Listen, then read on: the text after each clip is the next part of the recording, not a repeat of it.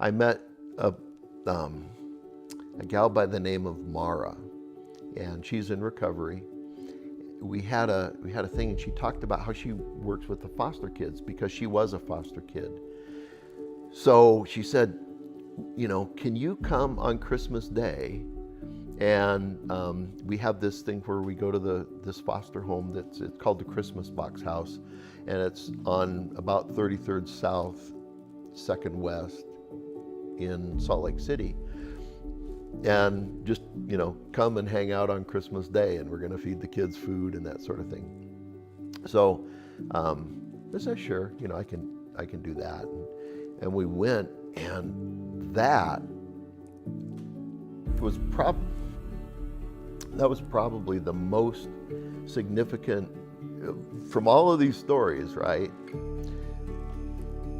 The most significant thing to me, because when you think about it, these are kids. So what happens is they come into this, and they're in that environment where they don't have a foster home to go into, and they have to stay in this group home. And sometimes it's because they have these at-risk behaviors or other things that go on. And so on Christmas Day, what they try to do is get them into other homes. So they had us go in, and they said, well, how many people will be there? We don't know, but there's typically maybe 60 kids there, and we don't know how many will get into homes, and it's just kind of fluid, and so you take it. So we get there, and they're making this dinner for them, and I said, well, can I help in the kitchen? Oh no, you get out there and you're with these kids. And they came in, and the kids were sitting at the table, and they're waiting to eat and that sort of thing. And the thing that was about this was I tried to strike up a conversation, and I'm fairly decent at that, right? Fairly social, and I'm doing this, and I started, ask them questions and stuff, and it just fizzles down. And so I try, bring it up, and it fizzles down, and everybody, because it was so depressing. And when you think about Christmas Day, is that day that you spend with your family and with your loved ones, and they don't, and they can't. So they're depressed. They're depressed. Well, I just wanted to be gone. I wanted to be out of there. But what happened was, Mara and her brother Eddie, they were both actually at one point in their lives at the Christmas Box House.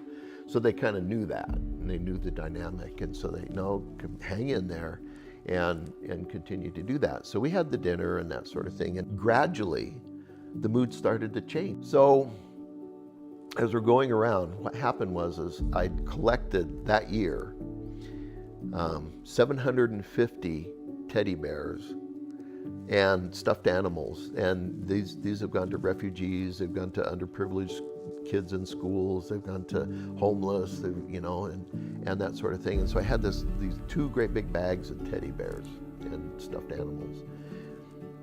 Oh, and the thing that I thought was kind of strange about this whole thing was when I told you that, how many people were there. There was actually about 13 of them were teenage girls.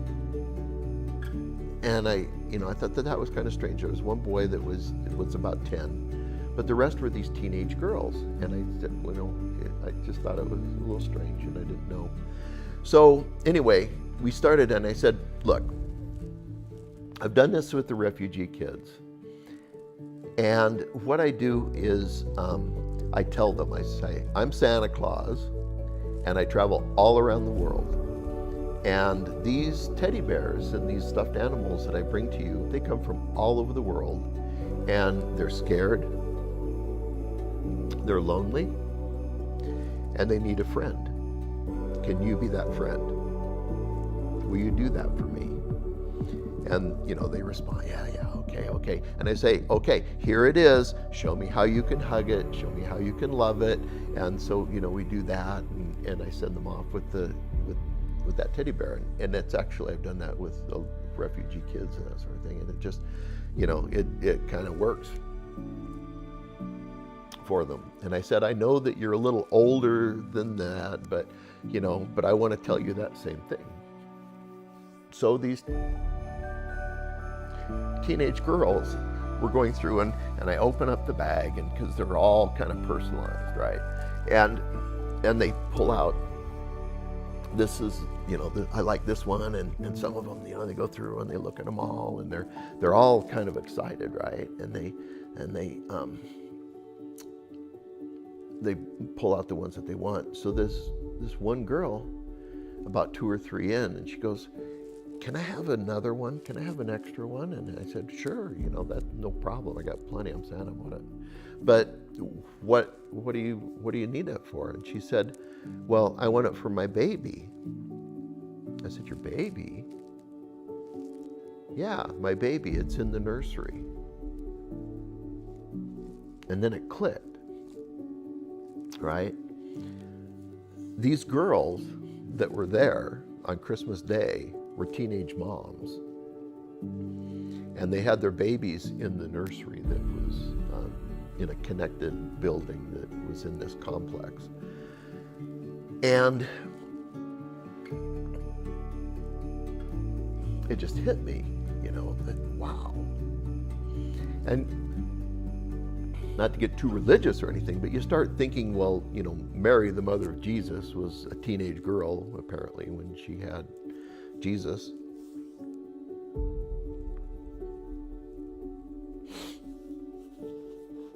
And there was no room in the inn for her on that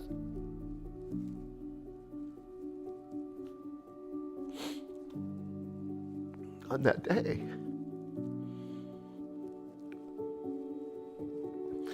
And I couldn't stop thinking about the parallels that, here we have in Salt Lake City, in an area that touts family and loves family, and the family is so important, that we have these kids that spend their day on Christmas with no room in the inn. So as it went around, this girl says, oh, can I have a couple extra because so-and-so couldn't come because her baby was sick? And I said, what? So she couldn't come to the dinner. And I said, well, so I talked to the staff and I said, well, can I hand deliver these, right? So they took me back into the nursery, and, I got to see the area and where the babies are, and got to give them, got to meet her and give the, let her take the teddy bear. And it was just, I don't know, it was just really powerful to me.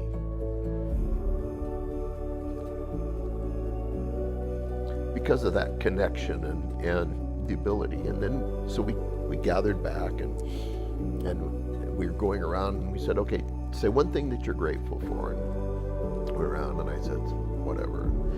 But one of the girls early on, she goes, I have always hated Christmas. Christmas is a terrible time for me, and it depresses me, and I don't like Christmas. But this has been a good Christmas.